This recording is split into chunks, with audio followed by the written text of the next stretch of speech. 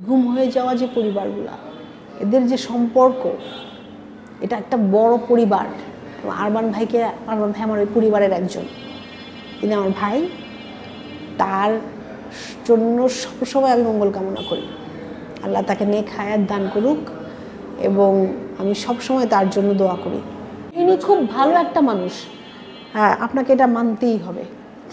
ভালো মানুষকে আপনাকে ভালো মানুষ বলতেই হবে। প্রতিদ্বন্দ্বিতা রাজনৈতিক ক্ষেত্রে থাকবেই, হ্যাঁ, বাট এটা অবশ্যই এমন হতে হবে না যে আমার বিগত 12 বছর জীবনে আমি যাদের জন্য যুদ্ধ করেছি, আমি যার জন্য যুদ্ধ করেছি, খুব কম প্রাণ কিন্তু আমি ফেরত পেয়েছি। আরমান ভাই তাদের একজন।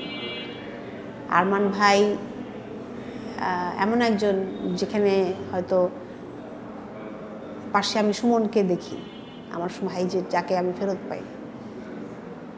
আরমান ভাই এমন জায়গা থেকে এসছেন এবং আমাদের আন্দোলনের জন্য আমি আসলে আল্লাহর কাছে কৃতজ্ঞতা জানাই। আলহামদুলিল্লাহ আরমান ভাই আমাদের মাঝে এসছেন এবং আমি ওই খবরটা পাওয়ার পরে আসলে বলে না যে একটু মনটা একটু শীতল হয়ে যায় আমাদের। কারণ কি, যে আমরা তো অনেকটা সময় যুদ্ধ করছি, অনেকটা সময় ট্রমার মধ্যে দিয়ে যাচ্ছি। এই আয়নাঘর, সিক্রেট ডিটেনশন সেল, নিজের ভাইদেরকে পাইনি, নিজের ভাইকে পাইনি এখনও। আমার যে মা 75-এর উপরে যার বয়স, আমার মাকে আমি বলতে পারি নাই যে ওই সিক্রেট ডিটেনশন সেলে রাখার পরে হয়তো আমার ভাইকে বাঁচিয়ে রাখা হয় নাই, টর্চার করতে করতে হয়তো হত্যা করার পরে তার ডেড বডিটা নদীতে ফেলে দিয়েছে।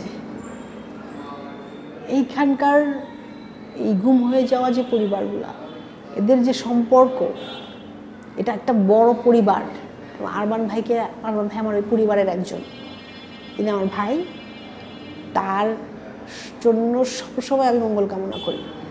আল্লাহ তাকে নেক হায়াত দান করুক এবং আমি সবসময় তার জন্য দোয়া করি। তিনি আমার, ওই যে আমি বললাম, সেই ভাই যাদেরকে এখনও ফেরত পাইনি। এই 1, 2, 3 এসছে, যারা এসছে তাদের মধ্যে আমরা ওদের ছায়া দেখি। ইনি খুব ভালো একটা মানুষ, হ্যাঁ, আপনাকে এটা মানতেই হবে। ভালো মানুষকে আপনাকে ভালো মানুষ বলতেই হবে এবং এই গুণটা তার কাছে কেউ কেড়ে নিতে পারবে না।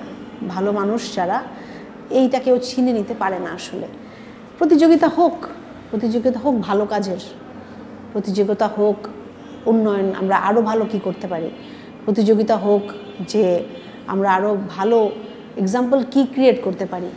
প্রতিহিংসার রাজনীতিকে ভেঙে আমরা যেন একটা এমন জায়গায় রাজনৈতিক চিন্তাধারা, ওইটার পরিবর্তন আনতে পারি হাত ধরে।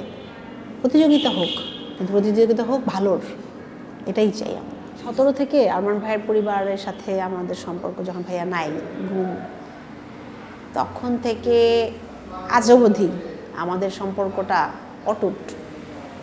এবং আমার মনে হয় আপনার রাজনৈতিক একটা পরিমণ্ডল আছে, হ্যাঁ, পরিবার আত্মিক সম্পর্কগুলো তার উপরে থাকে, আসলে অনেকটা উপরে থাকে। এবং এটা আসলে আমার মনে হয় না কোনো কিছু দ্বারা কোনো সময় এটাকে নষ্ট করা যায় বা এটাকে আসলে ব্যাহত বা কোনো জায়গায় বন্ধ করা যায়, আমার মনে হয় না। কারণ আমি হাত তুললে সবসময় আরমান ভাইয়ের জন্য দোয়া করবই। তো এই জায়গাটাতে আসলে কোনো কিছু বাধা হবে না, আমার হবে না ডেফিনেটলি। কারণ আমি 15 বছর আমার এই ভাইদের জন্যই দাঁড়িয়েছি, আমি এখনও দাঁড়িয়ে আছি, এখনও ন্যায় বিচার চাই, এই ভাইদের জন্যই চাই। আমার যে হাজারো ভাই, আরমান ভাই তাদের একজন। সুমন ভাইয়ের জন্য আমার যেরকম খারাপ লাগে, আরমান ভাই যখন বর্ণনাগুলো করে আমার এরকমই খারাপ লাগে। আর নির্বাচনটা তো ভাইয়া এখন জীবনের একটা পর্যায়ে একটা ঘটনা হবে এবং একটা নির্দিষ্ট সময়কাল পর্যন্ত আমরা থাকবো। বাট জীবন থেকে আমরা যেগুলো শিক্ষা পেয়েছি, জীবন আমাদের কাছে যেই অভিজ্ঞতাগুলো আমরা নিয়েছি, জীবন আমাদেরকে যেখানে দাঁড় করিয়েছে।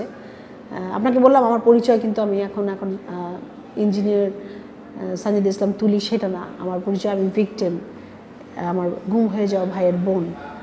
তো জীবন আমাদেরকে এখন এইখানে এনে দাঁড় করিয়েছে এবং জীবনের এই ট্রমাটা আমাদেরকে, এই জেনারেশন, আমার মনে হয় আরও অনেক জেনারেশন টানতে হবে। আমার ভাইয়ের সন্তানরা আছে, আমার মা যতদিন বেঁচে আছে, সন্তানরা বড় হয়ে যায়, মানুষ হওয়ার পরে সেই পর্যন্ত যাবে। তো বেশিরভাগ কেসই তো সলভ হয়নি, বেশিরভাগ কেসে ন্যায় বিচার পাইনি এখনো। নির্বাচন তো একটা অংশ হয়তো সামনের দিনগুলার বা একটা সময়ের, কিন্তু বাকি আমাদের যা কাজ মানবাধিকার রক্ষার জন্য, মানুষের পাশে থাকার জন্য, পরিবারগুলার ক্ষেত্রে তাদের যে গাইডেন্স দরকার, সেই গাইডেন্সগুলো আমরা দায়িত্বের সাথে যেন করতে পারি।